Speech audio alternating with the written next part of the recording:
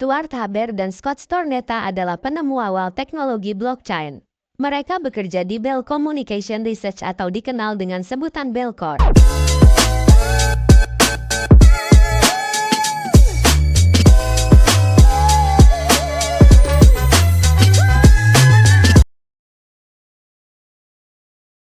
Halo semuanya, selamat datang di Bintalogi Channel, tempatnya bagi para pencinta teknologi dan inovasi terbaru.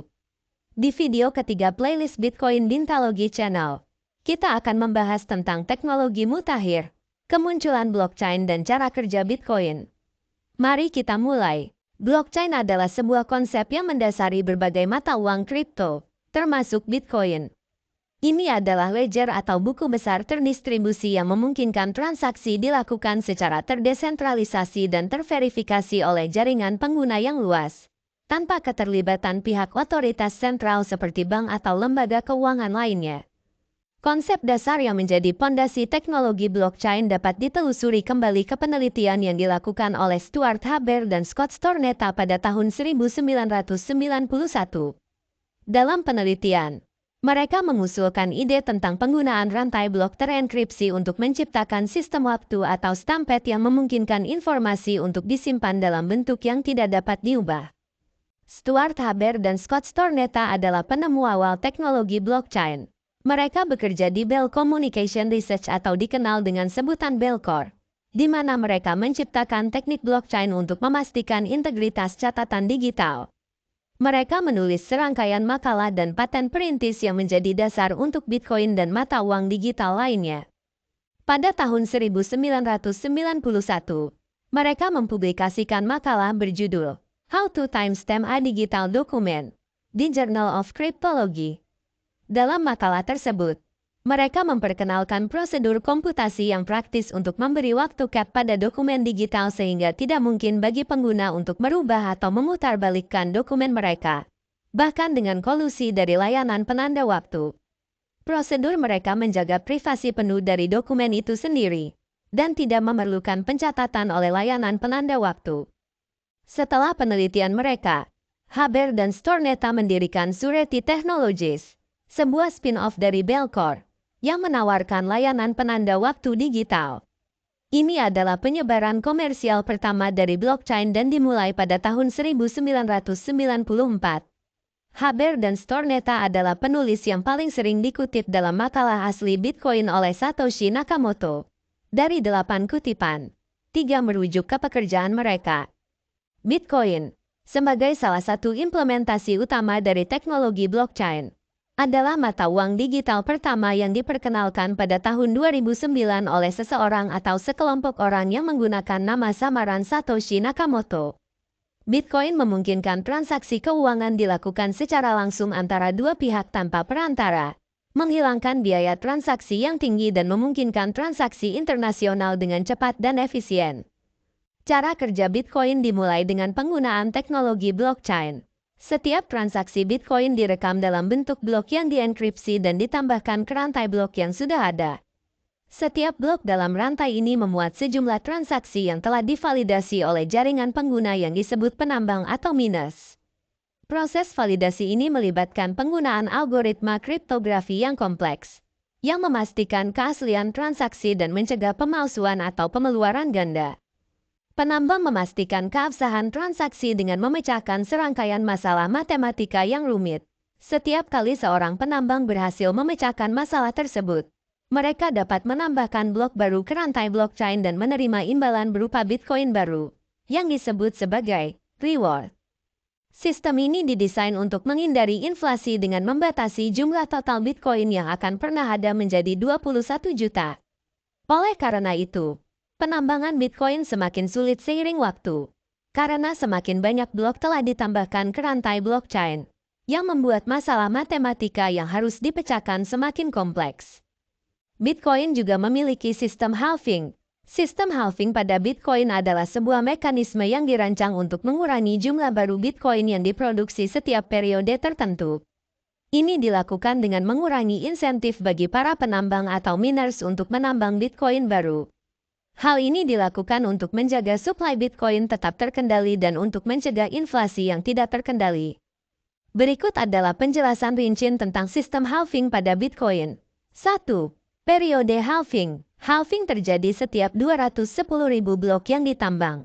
Blok Bitcoin ditambang atau ditambahkan ke blockchain setiap sekitar 10 menit. Dengan demikian, periode antara setiap halving sekitar 4 tahun. 2. Insentif penambangan. Penambangan Bitcoin adalah proses di mana penambang memverifikasi dan menambahkan transaksi ke blockchain dengan memecahkan teka-teki matematika yang rumit.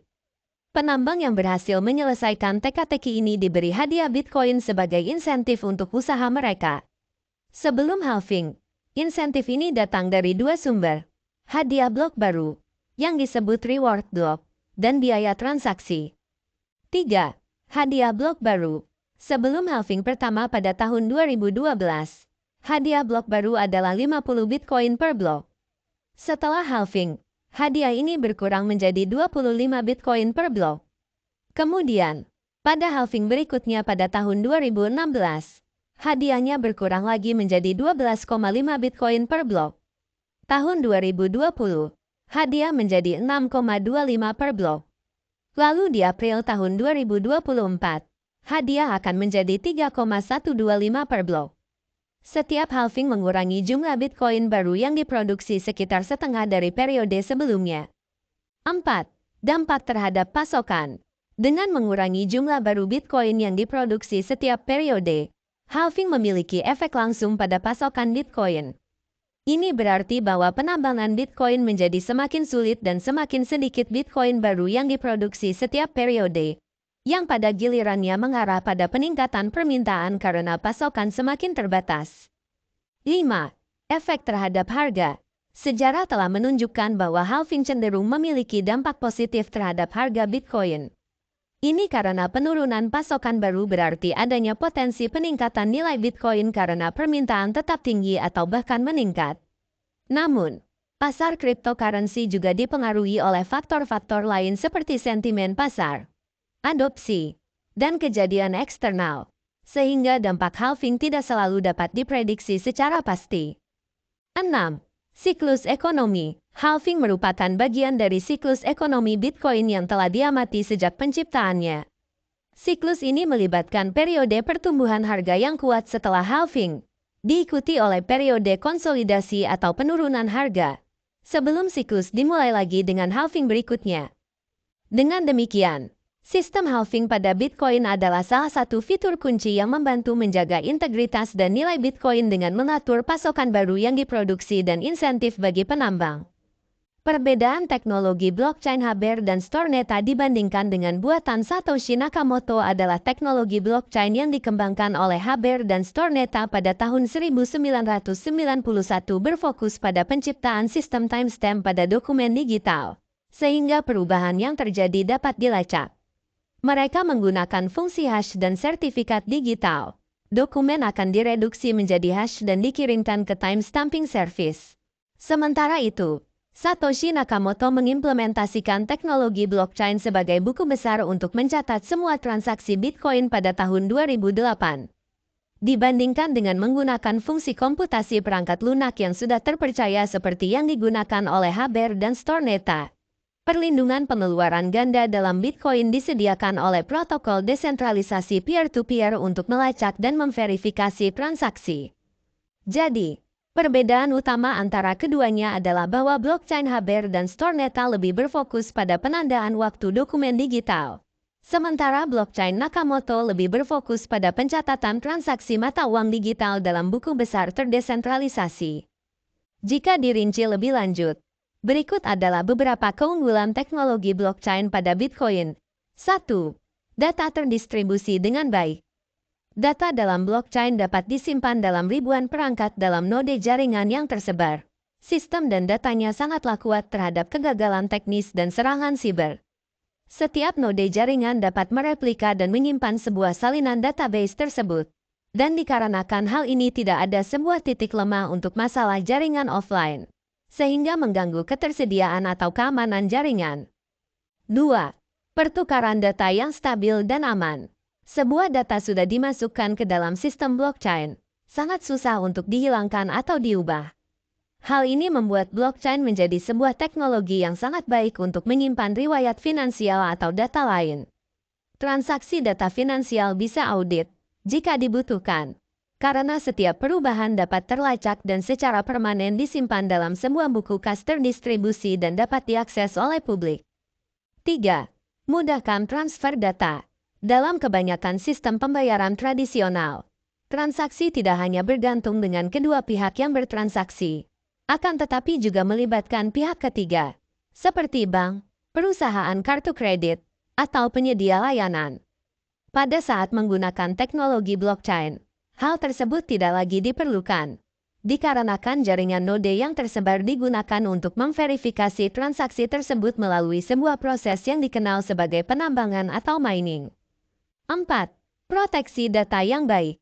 Ada sistem verifikasi oleh para penambang atau miner sebelum dieksekusi di banyak komputer. 5. Efisiensi dan lebih cepat.